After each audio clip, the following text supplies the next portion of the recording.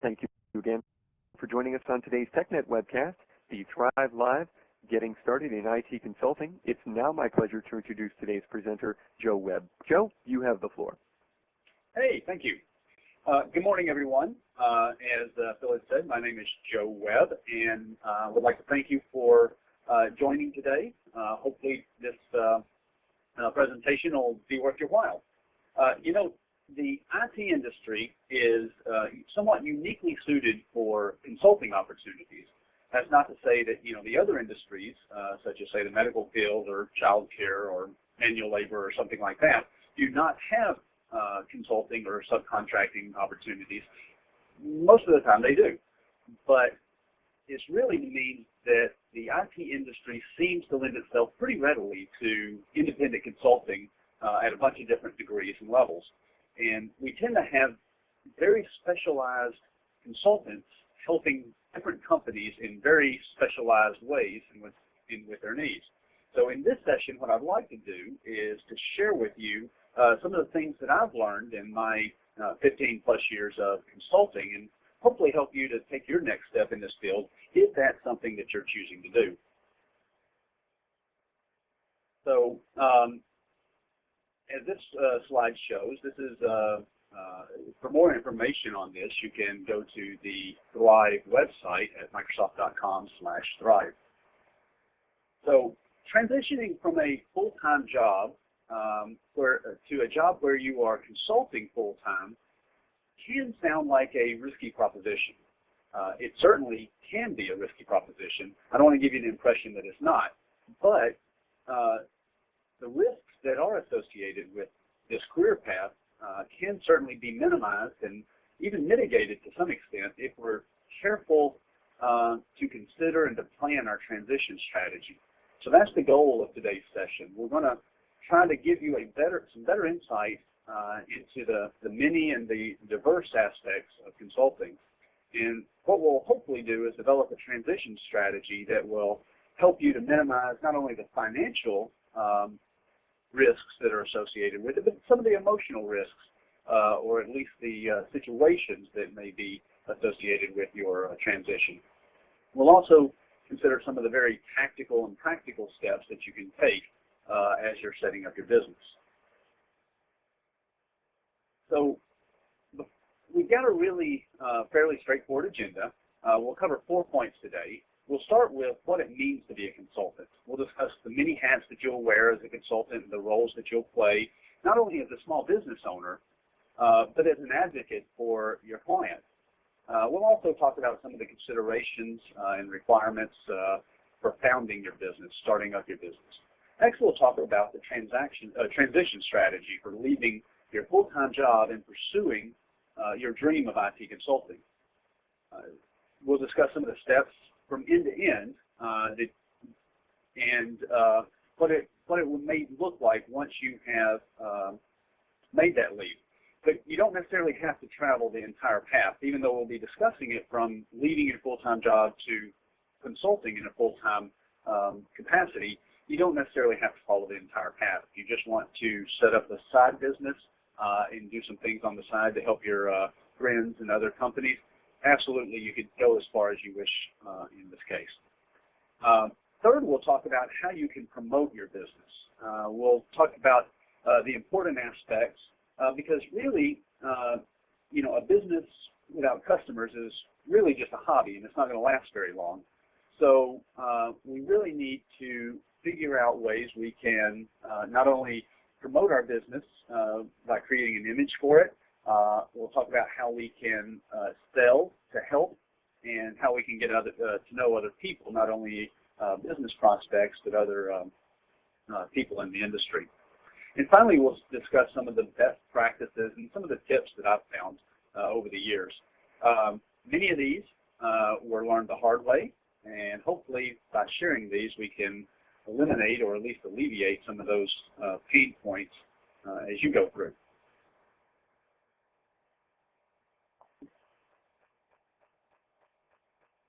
There we go.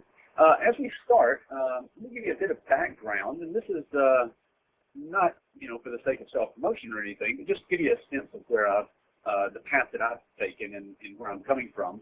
I founded my company in 1996, and so I've been consulting full-time since that time. I provide consulting services, mentoring services, and technical training. We'll talk about the diversification of revenue streams in just a little bit. Over the years, I have had employees who worked for me full-time, some that worked for me part-time, and some that were not necessarily employees, but with me on a 1099 contract relationship. I do primarily focus on business around the SQL Server and business process consulting, and as such, I have worked with different organizations over the years, particularly the PAS, Professional Association for SQL Server, serving as their on their executive committee. So, what do we mean when we say a consultant? There are, if you really want to be a consultant, what image does that conjure up for you, I wonder? It can mean different things to different people, and a lot of people use the term consultant in a lot of different ways. For some, it's a way that they are saying that they are temporary employees or a contractor. Essentially what they're doing is they're working 40 hours a week for someone and getting paid on an hourly basis. It does reduce the headcount for that company, but essentially they're serving alongside full-time employees in the same capacity. And that's a perfectly fine and legitimate way of doing things. That's not exactly, however, what I'm talking about when we're talking about consulting in this presentation. Some of the traditional sales roles have also adopted using the word consultant so that they can imply they offer good advice in addition to just, or instead of just strictly trying to sell you something. And, you know, over the years, I've known some people who were actually laid off who used the term consulting because it sounded a little bit better than saying that they were looking for a new job at the time. But none of those really capture the heart and the intent of what we're talking about. So for this presentation, what I'd like to do is refer to consulting as someone who offers very specialized skills or particularly insightful knowledge of an industry or technology to businesses. Now, it could be that that insightful knowledge is about the technology itself. For example, SQL Server or Exchange Server, whatever your passion is. But it also could be insightful information or insightful knowledge about the industry itself or about the process, business processes inside the organization. So whatever your knowledge is, we're talking about consultants who share that specialized knowledge to different businesses in the industry. Now, as such, a consultant, an independent consultant, is really going to wear many different hats. You can think of them in two broad categories. There's the roles that person will play as a business owner. That person will essentially become the chief executive officer and the chief operating officer of his one-person organization. That person will be responsible for considering and driving the business, the visionary of the business, knowing what aspects to pursue, what avenues to pursue, and so forth. He'll also be the chief financial officer, and he'll be required to make sure that his books are in place, in order, make sure that he's accounting for all the revenue appropriately, making sure all the tax filings are made, and also will do the approval process. So if you decide as a small business owner that the only way that you can become more productive is to buy a nice new computer, a fantastic new PDA or iPhone or what have you, you don't have to go and get anyone else's approval. You'll be able to do that yourself. You're also the vice president of sales. You're the one who's going to be approaching clients or potential clients and trying to convince them that the services that you have to offer would be beneficial to them. You're also your own network administrator, your own desktop support person. You make travel arrangements for yourself if that's necessary. You clean up after yourself. And after all of that, you still have to find time to be a consultant and offer services to your client. On the other side of the table, though, you also have the services that you do provide to your client, your role as a resource for your client. And there are a number of things. You may be a technical advisor. You may help them make decisions about the technologies to adopt or which solution may best meet their needs. You may be a project leader or a mentor for a team of developers, for example. You may be someone who comes in on occasion to put out fires. They may have a problem, a performance issue with one of their servers or with their network, and you come in for 2 or 3 days to help resolve and identify what those issues are. You can also be an operational consultant. They may need you to help identify how their team is functioning, where they're strong and where they're could use some bolstering of the team. And so all of those are different types of roles you may play with one or more of your clients. Sometimes these two roles, or these two types of roles that you're going to play, will have competing interests. For example, as part of a small business owner, you're going to be responsible for invoicing and managing the accounts, including being the accounts receivable manager. You're also the guy who comes in and does the actual consulting. So in a real world type scenario, you may have clients who are who have traditionally been on time with their payments, but over the last couple of months, you've noticed that there's been a significant delay in receiving those payments. So you're going to have to balance your role as a consultant and client advocate with the role of being the person who needs to make sure that the invoices are paid in a timely manner. So you'll need to make sure that you have the diplomacy and the diplomatic skills to convey that to them that in order to continue with the business relationship, you need them to pay their invoices in a timely manner.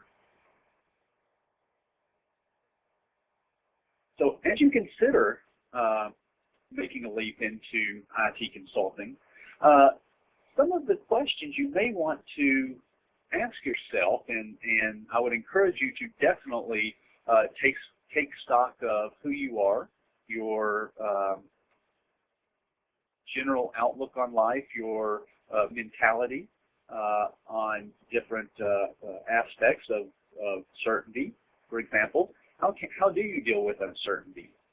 Does it really bother you to know that you are essentially trying to plan your own obsolescence?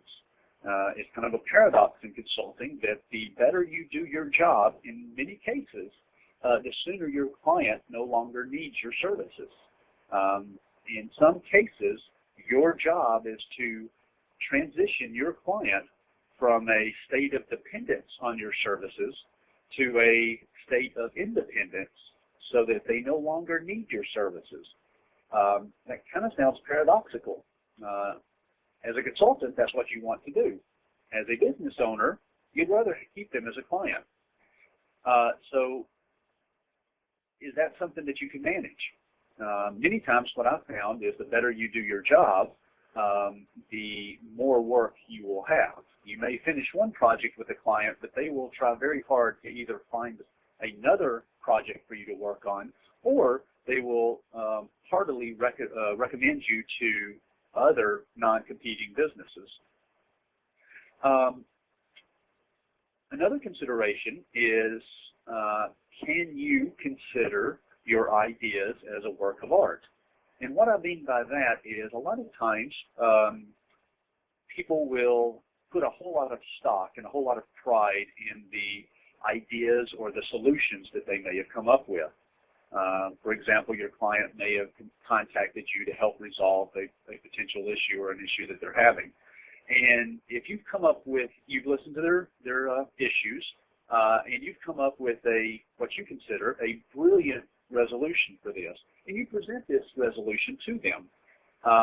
If you are really tied up in that solution, if you really hold it close to your heart, think about it as this beautiful work of art that you've painted on a canvas. If you hold this up right in front of you, this work of art, this solution right in front of you, and they start shooting holes in it, you're going to get hit.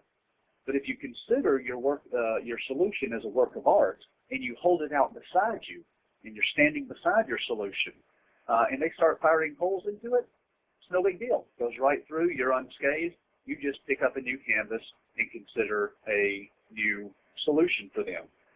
Many times, they will end up coming back to the original solution and think it's their idea to do that. If that's the case, if you're happy with it, it really doesn't matter who gets the credit for that. If that's the concept behind keeping, considering your ideas as a work of art. Another potential consideration for you is balancing your work and home life. Many times, consultants work out of their home. And doing so usually conjures up the idea of balancing your work and home life by making sure that you're actually working when you're at home. And in my experience, at least, I've found that the reverse is actually true. What I need to make sure is I need to draw clear lines between my home life and work life so that I don't overwork. When I first started consulting, what I found was working from home made me very productive, and still does. I'm actually far more productive when I work from my house than I do when I'm actually at my client sites.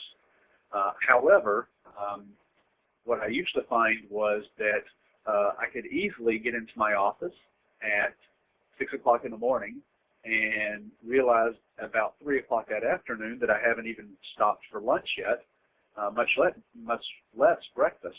And it was very easy to work until 7, 8, 9, 10 o'clock at night, being consumed with all of the activities of not only meeting my clients' needs, but also meeting the needs of my business. So what I've had to do is draw some clear lines and put some clear limits so that when I'm at work, I know that I'm at work, and my family knows that I'm at work. But when I'm not at work, I can mentally try to put the work-related activities away. You'll also want to make sure that you can count on your family for support as you go through this. So what are some of the things, if we've decided that we're going to become IT consultants, what are some of the things that we need to do to set up shop? Well, there are different, at least here in the U.S., where I'm based, there are different types of organizations from which to choose. And I'm not going to go into this slide in too great of detail. There's a ton of information out there on the IRS website. Surprisingly, they have a very good web page on this slide. But from a broad perspective, there's really 4 different types of organizations that you can choose from. There's the sole proprietorship, which essentially means that you and the entity are one and the same. You're responsible not only for the taxes of the organization, but you're personally liable for as well for the organization. So if one of your clients is unhappy with you and decides to take action against you, or you have some employees, sole proprietorship can have employees, and one of your employees charges up a lot of credit card charges. You are personally responsible for that. So sole proprietorships are probably not the best for most people as they go into consulting.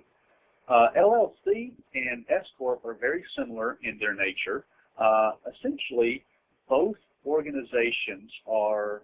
types of organizations are separate legal entities that offer limited liability, but from a taxation standpoint, all of the members or the owners of the organization are personally responsible for the taxes.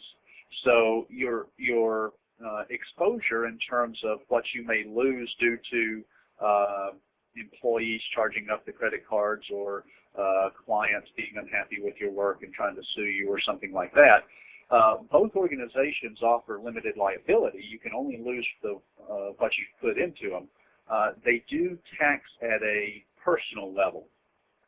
The larger organizations like Microsoft and Coca-Cola, Home Depot, things like that, are what's known as a C Corp or a general corporation. And those actually are not only legal entities from a taxation standpoint, but also from a liability standpoint as well. So I would certainly recommend that you check out LLC and S Corp as your possibilities. LLC offers usually a lower cost and easier transition into, or easier way to form those than the S Corp, but both are good possibilities. You'll also want to check with your city, state, county requirements. There will more than likely be paperwork to fill out and probably taxes to pay. Some cities require that you pay a percentage of gross, and maybe 1/2 of 1% of gross sales, something like that. You'll also want to make sure, as you get into this, that you are paying your taxes, and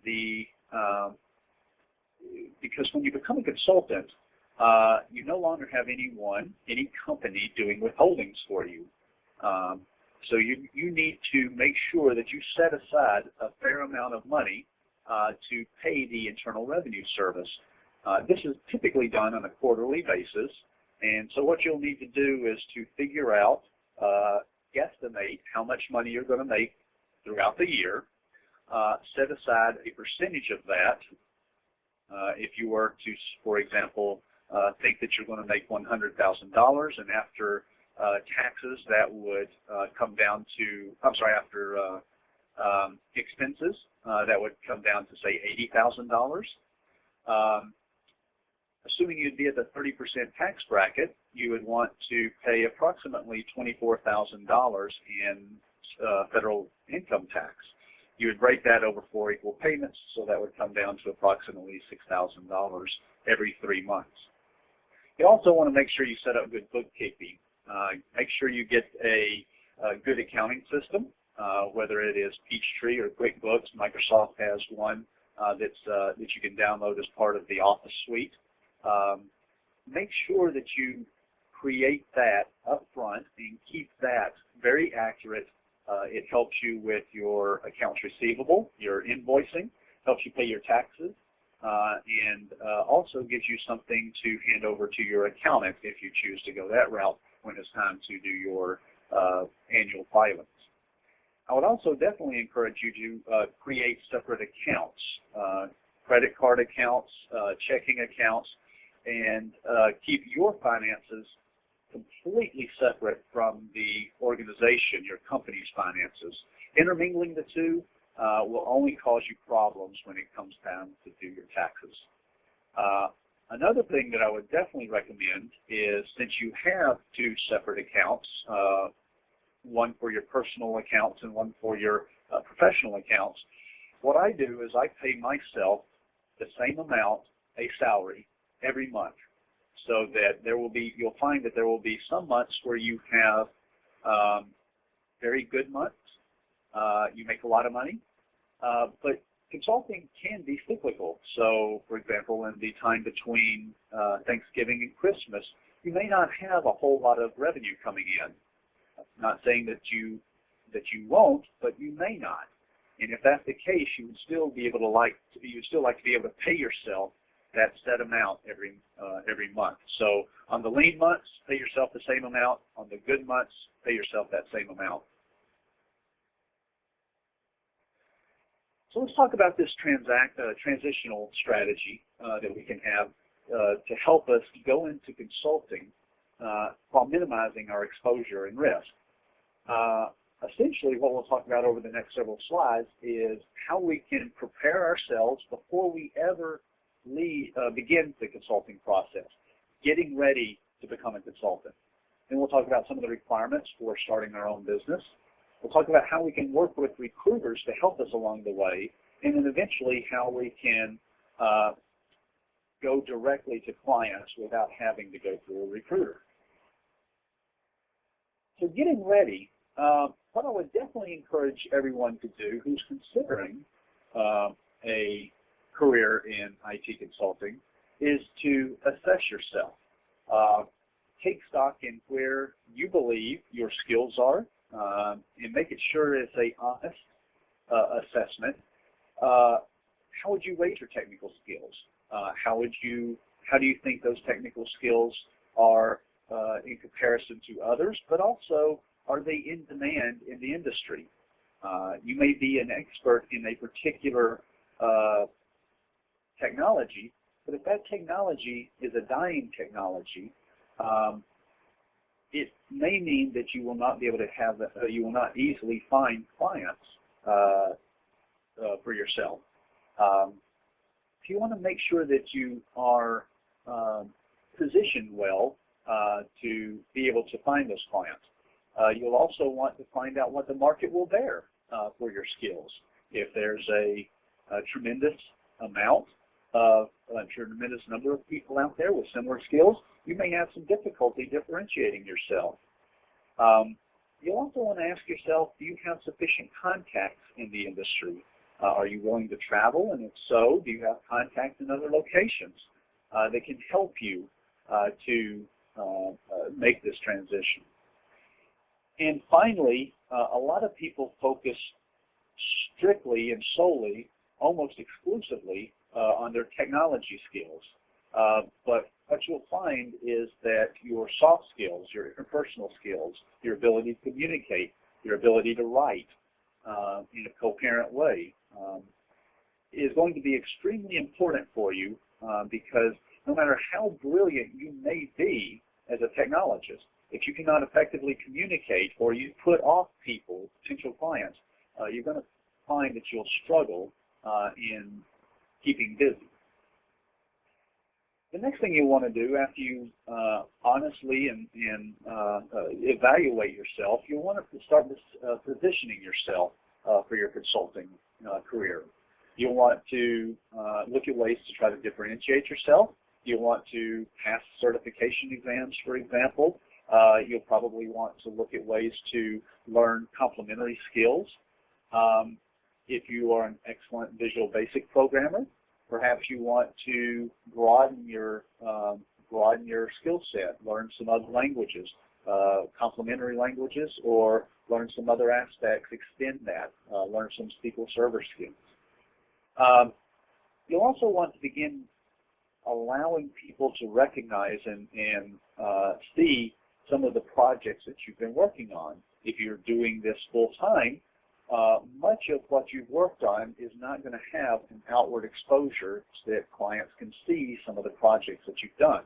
So you may want to start looking at charitable organizations, volunteer to create a website for your church, volunteer to help a local nonprofit set up a network, do something with the Boy Scouts or Girl Scouts of America, and think about ways to diversify the services that you offer, not only just offering your primary service, but also figure out ways that you can broaden your perspectives, diversifying your potential revenue streams. In my practice, as I mentioned earlier, there have been many, many years where consulting has pretty much paid the bills. There have been other years where technical training has been the majority of my income. Generally speaking, I like to keep about 75% of my time and revenue derived from consulting. That, I believe, makes me a better trainer. But having multiple ways to earn revenue is very worthwhile because there will be trends over time where some of those avenues will not necessarily be sufficient. Others will be the ones who will keep you afloat.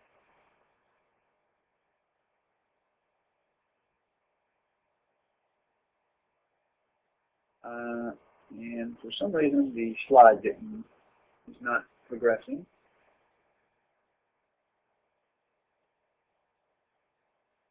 Bill, can you go to the next slide for me? Yes. So, as I had already mentioned a little bit, some of the things you may need to do when you set up your business is check with the various agencies at the city, state, and county level. The first thing that I would recommend that you do is actually start with the Secretary of State for your particular state, assuming here that you're in the U.S. They will give you an account number that will represent you. You will also need to contact the IRS and get a federal identification number. This is a good idea, even if you do not intend to have employees. It is still a good idea. It is analogous to a Social Security number for businesses. At that point, you can then contact the city and county agencies. Most of that paperwork requires your Secretary of State number and your federal employer identification number as well. Once you have that information in hand, you can start by opening your financial accounts. Most of the business accounts in banks will require information that you've already gotten from your Secretary of State and the IRS. After that, you can begin creating your professional presence. You can look at creating your business cards, your website, and setting up telephone lines and any other services that you may need. If you are a very creative type, you can do these yourself. If you are someone who is very talented in the analytical side of things, but do not consider yourself necessarily to be graphic artists and that sort of thing, it may be very well worthwhile to find someone else to set up your website and to create the graphics on your business card. It is better to not have a website than to have a very poorly designed one, in my opinion at least. And once you start doing this, you can actually start setting up work on the side, doing work for your charitable organizations like your Boy Scout troop or church. The next thing you would want to consider doing is working with some recruiters, and some people refer to these as headhunters. Essentially, by working with recruiters, what you can do is it is somewhat like having the best of both worlds. You can look at making the transition from your full-time job, now that you've set up your business, to a life of consulting. And one possible way of doing that is by going through the recruiters. Essentially, what the recruiter, setting up a relationship with a recruiter will allow you to do is it will allow you to focus on what you are best at doing, and that is providing technology services to different clients. The recruiter will be the one who will find you the positions. They have a good network from which to draw upon. They have the contacts, the relationships with different organizations. The other benefit of working with recruiters is that essentially you will become an employee of theirs. Now, it won't necessarily be like the job that you just left. You'll probably be paid on an hourly basis. You may or may not have any benefits associated with that, with your relationship with them. But the nice thing about it is they are obligated to pay you in a timely, regular fashion, even though their clients may not pay for many months. They may have a policy, their clients may have a policy where they don't pay an invoice for 3 months after it's submitted. As an independent consultant, that may not be easily palatable for you. But when you're working with a recruiter, he's going to pay you on a bi-weekly or monthly basis, as it is his obligation to do that. It also allows you to make new contacts in different organizations and to see different environments as you go from one contracting or consulting engagement to another. You'll very rapidly get a lot of exposure to different organizations, different types of ways of doing things, different technologies even. So one of the things I would recommend is if you decide to go down this route, is to start your relationship with a recruiter. Make sure that this is a reputable one. Interview them, ask for references, talk to others in the community about their relationship and experiences with the recruiter that you choose, and then sign a 6-month to a year-long type agreement with the recruiter on a particular job that is very well aligned with your strengths.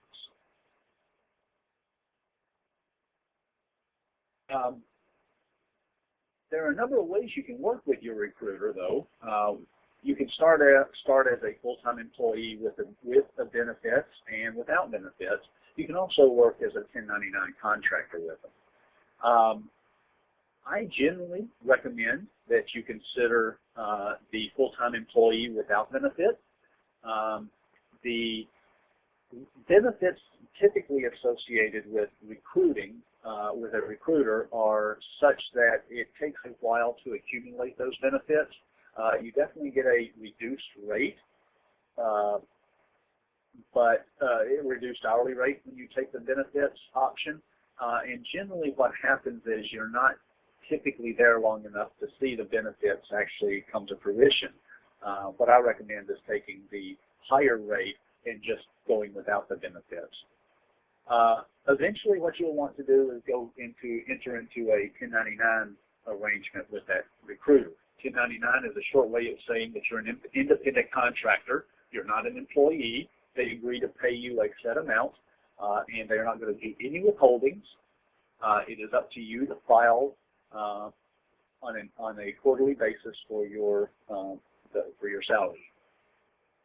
The last thing I would encourage you to do, though, is to read the fine print of any agreement that you're being asked to sign. Most of the recruiter agreements that I've seen have a very, very, very strict non-compete clause in there. One of them I saw actually said that that I could not do any work for anyone that they had planned to do business with. I had to laugh at that because who have they planned not to do business with? That essentially encompassed everyone, every business. Agreements do not have to be left as is. I almost never sign an agreement as it was originally presented to me. I usually strike clauses, add my own clauses, and start the negotiation process that way. I would encourage you not to sign an agreement that has a non-compete clause for longer than, say 2 years. That's a fairly long time in the technology we have today. Also, you can strike the non-compete clause and consider saying things like you will not do any work for companies to which they introduce you to if you don't already have a relationship with that other company. So just make sure you read the fine print on those clauses, on those agreements. After you've worked with a recruiter for a certain amount of time, what you probably want to do is begin looking at ways to create an exit strategy from the recruiters. One way to do this is to openly and ethically discuss with your clients your desire for becoming a full-time consultant without going through a third-party organization like the recruiter. There's nothing unethical about talking to them about that. It is unethical to try to go behind their back and go behind the recruiter's back and cut them out. There's nothing unethical about being upfront with your client about their desires. Many recruiters have a contract buyout clause that after you've worked with a particular client for 6 months or a year, the client can pay a finder's fee and the recruiter will back out of the picture. At that point, you can start billing your client directly. Before you do that, you want to make sure that the client does have a good relationship with the recruiter, in that they are up to date with their invoices and do not have a history of paying invoices late or disputing invoices. You want to make sure that you're working with someone that you can trust. You can also begin doing more and more site work and looking for agreements with clients. If you have a relationship with your current client who you are working with through a recruiter, perhaps they'll be able to recommend you to some of their business colleagues.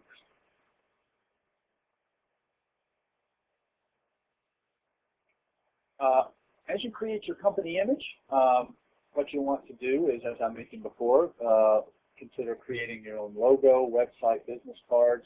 You may want to outsource some of that if you're not gifted in the graphical techniques, as I'm not. You'll also want to begin thinking about ways to get your name out in the industry. Several good ways of doing that are you can present at local user groups. If you're a developer, consider presenting a topic at a local SQL Server user group or a .NET user group. Don't stop there. Consider going to other non-technical associations like Toastmasters International and getting involved in those. You can offer some free seminars, and you can also bolster your online presence through both blogs, through Twitter, through LinkedIn, through writing technical articles for different online magazines. I have received more than one client because they had read different articles that I'd written for different online magazines. So you want to increase your exposure as well as possible. I found that the mass media, doing advertisements in the business journal or something like that, has never really worked out for me. I've only really done that once, and I received one client that essentially paid for the cost of the ad. So I haven't found that to be a very beneficial way of doing business for an independent consultant. A lot of times, you may not consider, or consultants may not consider the importance of sales and the interpersonal skills that are required when you enter into a sales type role. Sales is a very important aspect, and being able to relate with potential clients is going to be extremely important. So I definitely recommend that you not neglect that aspect of it and not just focus solely on furthering your technology prowess, but that you focus on expanding your relationship building and sales capacity as well, unless, of course, you're going to hire someone else to do the sales for you. You'll want to become an active listener so that you can ask a lot of questions. Allow your client to tell you their story. Oftentimes it's very easy to jump in, and after hearing 2 or 3 sentences of what a client's issues are, you already know what the problem is. You already know how to resolve that problem. But the solution will not be received very well unless you allow them to fully explain what the issues are, and then you can present the solution. They don't feel like if they don't feel like they're being listened to, they don't want to listen to your solution or advice very as much. So you'll definitely want to make sure that you increase your expertise in this area. One technique is to make sure that you can get to the actual heart of the matter, to make it personal for them. If they're having issues with a particular Exchange server, for example, you can focus on the issues themselves, but it's also typically a good idea to talk to them about how this is affecting them in the organization. The continued problems with the Exchange server that they're experiencing, how is this impacting their relationship with their, and maybe any SLAs that they have with their clients or their internal clients. You'll also want to avoid free consulting. By that I mean, early on in my career, when I was actually working for someone else, we had talked with a client, a potential client, who wanted some services from us and asked us to create a proposal. And we went back to the office and spent days upon days coming out with this very detailed, very outlined, very precise proposal for this organization. It was a small organization, but we handed them over what we thought was just a fantastic proposal, extremely detailed. And they looked at it during our presentation, thought it was right on, said that they would think about it and get back to us. And for the next 3 or 4 weeks, they never called us back. We thought we had just blown it for some reason, since we weren't able to get a call back from them. What we learned later, about a year later, when they called us back, they asked us to come in to discuss that proposal again. We were happy to do that, since we had put so much time and energy into that proposal.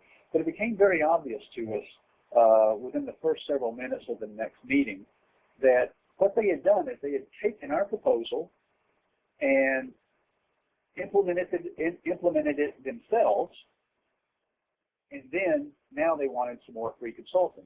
They did not want us to implement what we had done before. They wanted us to come back and give them another very detailed proposal so that they could go and implement it themselves.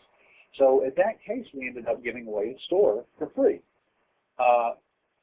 You want to avoid that.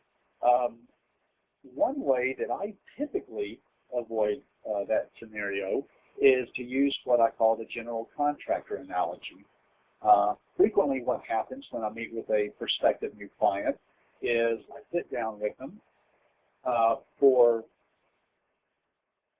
just a few minutes, maybe an hour, 2 hours, something like that, and they've asked, then they ask for a detailed proposal.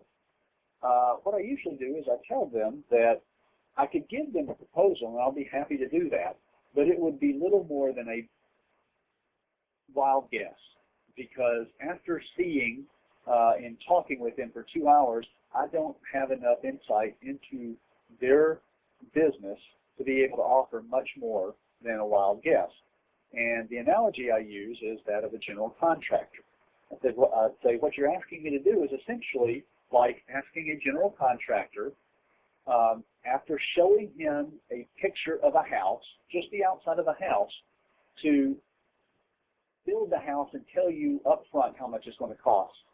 It's not possible. The general contractor doesn't know how many rooms the house has, how many bathrooms, whether or not it has granite countertops, or if it has tile on the floor or vinyl on the floor. Doesn't know anything of the sort. All he's seen is a picture of the outside of the house. So what I like to do is to agree up front to spend a certain number of hours, say 20 hours, to help them fully document and identify the causes of the problems and then a proposed solution. Once that's done, at the end of that 20 hours, they will have a written document that fully spells out not only what the problem is, but a proposed solution for handling it, and will be able to have then a clear idea of what the expected cost for that would be. Approaching it that way allows the client to see a very fixed amount of time, which gives them a very fixed amount of exposure in terms of revenue, or in terms of costs for this. Makes it easy for them to say yes.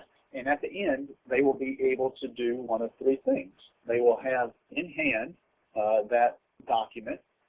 They can either say, yes, this looks fantastic, and we want you to continue with this.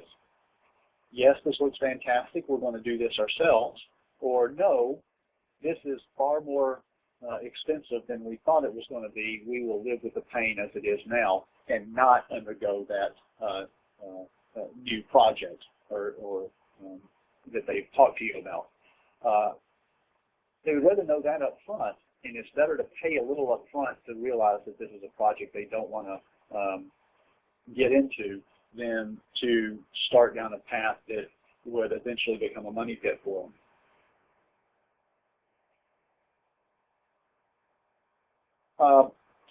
Getting to know other people. Consulting is a relational activity, so you'll definitely want to get to know other people in the community, both at the local level and potentially, if you're willing to travel, at the national or global level. You can do that by getting plugged into your local user groups, your .NET user group, your Exchange server, your SQL Server user groups. Get into your chambers of commerce, plugged into your Toastmasters International groups, things like that. It's also good to know your competing and complementary businesses. As someone who is well-versed in SQL Server, I'm frequently asked to develop applications or websites that have a SQL Server backend. I'm not terribly, as I mentioned, good with graphics. So I need to know complementary businesses, complementary consultants who can help me with the graphical aspects of the website.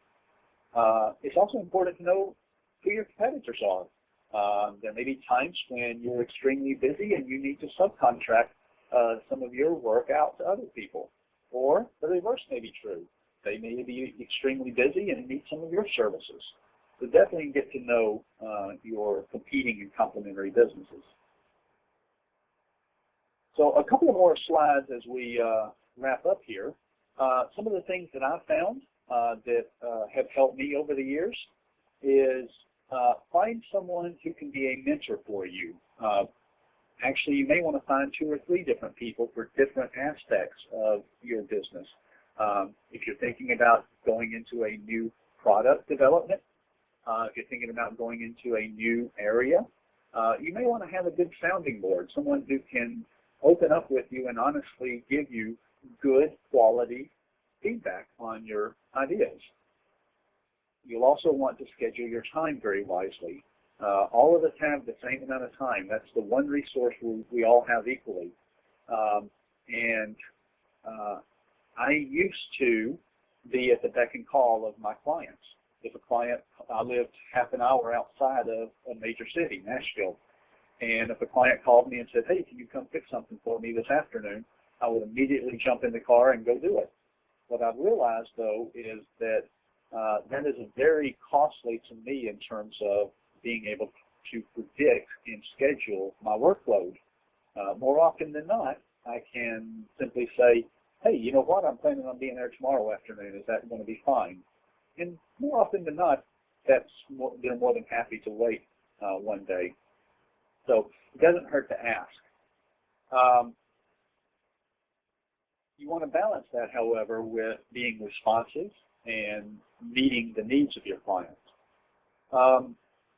You also want to sleep well at night. Worry is something that can easily consume you as an independent consultant. I remember when I had employees, I would regularly worry about how I could make payroll. I always did, thankfully, but the thought of not being able to make enough money was fairly intense, because it's one thing for me to risk my financial situation, not being able to pay my mortgage, but it's something else to risk somebody else's, 3 or 4 other people not being able to pay their mortgages because the business is not doing well enough. So you want to make sure that you do everything you can, you prepare for those activities, those contingencies as best you can, so that you can sleep at night and not worry about the things that you have no control over. Some of the things that help you prepare ahead of time is building a nest egg, making sure that you are have the appropriate contacts and reaching out in different channels so that you will drive that business. You do want to be an advocate for your client.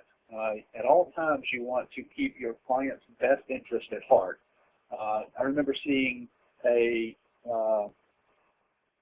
mock success story. I don't know if you guys are familiar with those wall placards, posters, pictures that have a picture of a sailboat, and underneath it may have, you know, some saying, some motivational saying. I saw a mock-up of one of those that said consulting, and then underneath it said, if you're not part of the solution, there's good money to be made. In perpetuating the problem. That's a very cynical approach, and it's a short-sighted approach. You want to make sure that you are a good advocate for your client, and the rest of it will take care of itself. You may, at times, actually recommend against them pursuing more business with you for whatever reason. It may not be worth your while. You can do it. Maybe it's an upgrade of a SQL server. You can do it for them, and it would help your business to do it for them, but realistically, what they have does not warrant an upgrade. It meets all of their needs. So you've actually convinced them to not use your services. What I found is that earns trust with them, and they will find more work for you to do, and they will recommend you to some of their colleagues. And the last thing that I've found as far as a tip for success is communicate. Regularly communicate with your clients through email, through telephone, through Twitter, through whatever mechanism, instant messenger. Let them know that you are there and doing things for them. The absence of communication makes them wonder and not have a good, warm feeling about your services. If they send you an email and you can't get to it for 2 or 3 days, don't let it sit in your inbox. Reply and tell them that you can't get to it for 2 or 3 days, but you'll get back with them as soon as possible. Finally, a few more things that I found that you should not do is you shouldn't expect to close every prospect. Early on in my career, I may have had been approached by a particular prospect. A company needed my services, or so I thought, and they asked me to submit a proposal, and I did. Not being one who would want to overcommit myself, if a second prospect came and wanted to potentially engage my services, I would shy away from them because I had something else that I thought may close, and I did not want to overcommit myself. What I learned very quickly is that that first prospect may or may not ever become a client of mine. So it's really short-sighted and foolish to turn away a potential new business because you have one proposal sitting out there. It's a good problem to have if both of those prospects close. You'll also want to make sure that you work with people you like, or in this case, as I put it, don't work with people you don't like. Life's just too short to have a disagreeable relationship with a client. Even if they pay well, even if they pay on time and you get a good hourly rate from them, working with people who rub you the wrong way, or you just don't trust, or have business practices that you find objectionable, life's too short for that. Figure out how you could fire them, and your life will be a whole lot better because of it.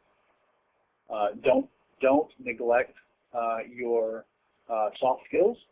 Make sure you maintain a good regimen of continuing education on that. Read books on how to. Dale Carnegie has one of the classics, how to make friends and influence people, or something like that. Make sure you continually refresh your soft skills like that. And the final thing is, don't drift. Since you don't have anyone looking over your shoulder, you don't have an annual review process, it is very easy to get into a habit of just doing the same old as an independent consultant. you get into a habit and you're not actually forcing yourself or committing to yourself that you are going to think about the future. You're going to plan how you're going to grow or succeed. You want to make sure that you set goals for yourself, that you analyze how you're doing along those goals, and make adjustments if necessary. As far as next steps go, there is some additional information at the Career Resource Center on the Thrive website, Microsoft.com/Thrive. And at this point, I think I'm going to turn it back over to Phil, who has a few more closing announcements, some reminders and so forth, and then I will come back on and discuss some of the questions that have been submitted. All right, thanks much, Joe. And ladies and gentlemen, as mentioned, if you do have any questions, please go ahead to click on the Q&A menu option at the top of your screen, and this will open a pane. You can type your question into the field provided and then click the word ask. Please do not click the hand. That will not submit your question. You will need to click the word ask. Also, if you would like to print a PDF of these slides, you may do so at this time by going to the lower right-hand corner of your client, clicking on the printer icon, and this will allow you to print or save these in a PDF file locally for your convenience. And finally, as you will be seeing here shortly on your screen, this is a portal to a post-event evaluation. Please click on either of the links, either registered online or all other registrants. Those will both get you to the post-event evaluation, and please do take a moment to fill that out before you log off today. Your feedback is very valuable. It will affect future content of TechNet webcasts, so we do take that very seriously. With that, I'm going to turn the floor back over to Joe for any questions that have been submitted. Okay, thank you. Let's see, there are several questions out there. Let me go ahead and work my way through those. Let's see, Brian has asked, are there any reasons for a single individual to consider a C Corp? Good question. If you plan on growing your business to where it becomes much larger, a C Corp may be the way to go. However, the cost associated with forming a C Corp is generally much larger than forming an S Corp. So at least my initial response would be there's very little reason to consider a C Corp unless you really want to grow this into a multi-million-dollar corporation. Now, want is relative. Sure, I'd love to grow WebTech into a multi-million-dollar corporation, but in practice, it's probably not going to happen in this incarnation. So I would recommend the S Corp or the LLC, and then you can always look at converting it later on, or forming a new business later on if you think that that's going to happen for you. Let's see. What is the best way to get new clients? That's from Scott. That's a fantastic question. In my opinion, the best way to get new clients is through word of mouth, and that's been primarily the way that I've received my clients. It is good because people share things that they like. People are willing to recommend you to other organizations if you've done a good job for them. So word of mouth costs you nothing other than possibly asking your existing clients if they know of other people who may need your services. The downside to word of mouth is that it's something that you don't really have a great deal of control over. You can't control when your client is asked for recommendations for services. You can ask them to recommend you, but you have very little control over it. I have not found that mass marketing or anything like that has a very good return on investment. What I have found is that investing into the community in a way that you want to contribute to the community is in a way that benefits the community is one of the best things you can do. As a side result or as a side benefit of that, frequently what will happen is you will receive possibly some work for doing that. Let's see. Tim has asked, are there specific suggestions for turning former employees or colleagues into clients? Fantastic question. You know, I don't think, as long as you're upfront with your former employer, with what you're going to do, I don't think there's any reason why you can't approach them and say that you would like to do work for them. So I don't think there's anything, as long as you're upfront in doing that, I don't think there's any reason why you can't just sit down and have a good conversation with them. Explain what you're trying to do, explain that where you would like to go and how you think you can still offer some services to them even though you are no longer an employee. Susan has asked, can you suggest any particular books or websites, etc., for developing a business plan for consultancy or setting up and evaluating goals for developing as a consultant? Very good question. At the risk of sounding like this is self-promotion, I have written a book on IT consulting. It's called The Rational Guide to IT Consulting. It's available on Amazon. It's only about $10. So I'm certainly not paying my bills with the royalties from that. But that's one thing you may want to check out. Just go on Amazon and look for my name. As far as other books that are available, I have used some in the past, but I must admit I haven't been terribly fond of them. I don't even remember what they are, so I don't have a good list. If you'd like to contact me through email, I'll be glad to, turn you on to any websites that I find. I'll be happy to do that for you. Let's see. Scott has asked, where do you find about the competition? Folks are similar skills. Where do you find competition in complementary businesses? Again, networking and reaching out to others is a great way to find those complementary and competing businesses.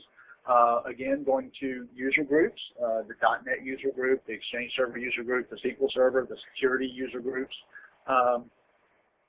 and just sitting down and talking with someone. I would not encourage you to enter those and try to collect as many business cards as you can and things like that. People see through that and sense that you're not very sincere pretty easily. What I would encourage you to do is just go and contribute in any way you can. Go with the goal in mind to just meet and make one new contact. Make it a good contact. Sit beside somebody you don't know and start up a conversation. User groups are a great way to do that because everyone there is there because they share an interest with you. So sitting down beside someone you don't already know and striking up a conversation is really easy. All you have to do, if you're at a SQL Server user group or a .NET user group meeting, whatever the topic is, just turn to the guy beside you and ask, hey, what have you done with this? Have you implemented this technology?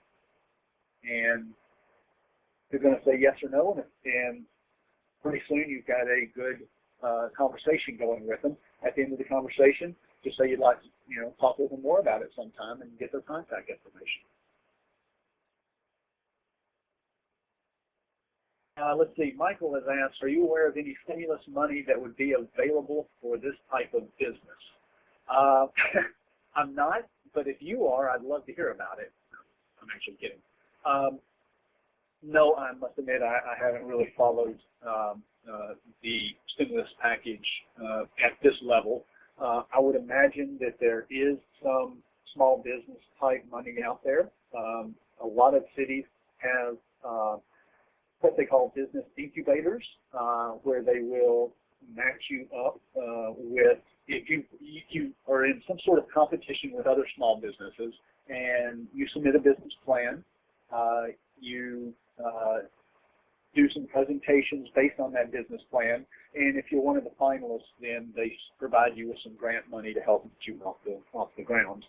That's something you may want to check into. Again, I don't know particularly what city you're in, but I know that at least Nashville has some of those type of activities. Let's see. Emmanuel has asked, is there any resources on the web that you know of that can help someone getting started in consulting with proposals, contracts, forms, and examples? There are some sites I'm aware of where you can purchase contracts, forms, etc. I don't know how good they are. I've never actually used those. I'm certainly not an attorney, but I have read a lot of contracts over my years of being employed. I'll be happy to share with you the agreements that I've used. If you want to email me, I'll give you my email address, and if you'd like to email me, I'll be glad to send you the copies that I use. The approach that I typically take is what's called a master service agreement with a schedule of services addendum. The master service agreement essentially spells out how we agree to do business. It doesn't say what the business is going to be. It just says that I have the right to do the business, and you agree to pay me in a timely manner. It also spells out some things like confidentiality, the fact that I will communicate with my client before incurring any expenses, such as contacting tech support or traveling or things like that. The schedule of services addendum then takes it a step further and says, for this project, here's what the total hours will be, and here's what the hourly rate will be, and here's what the finished product will be for that schedule of services. I generally, over the years, I've toyed with the idea of having different rates for different activities. For example, you may be, if you remember back to the slide where we had the different types of services and different types of engagements that you have as part of your services to your client. You may be a team member to your client. You may be a trainer to your client. You may be someone who comes in and puts out a fire or mentors your client. Certainly different clients can have different bill rates. There's nothing wrong with that. If I'm doing very senior level work for one client, that warrants a higher rate than if I'm doing some just regular level routine type work for a different client. Those two do warrant different rates.